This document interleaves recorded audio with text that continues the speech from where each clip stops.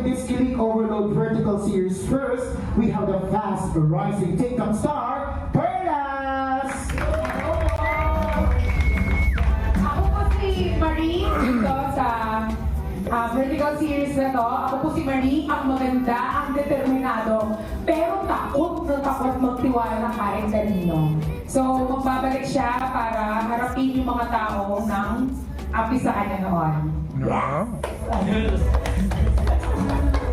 Maraming salamat, Perlas, talaga naman.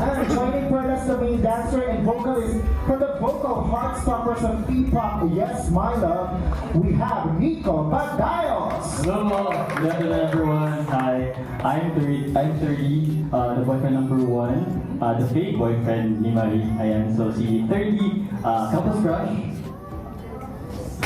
Mabait? Hindi ka na-agree sa akin. Babag na sa akin. Ayan, and always, basta. Ano? Sige, kaunti lang.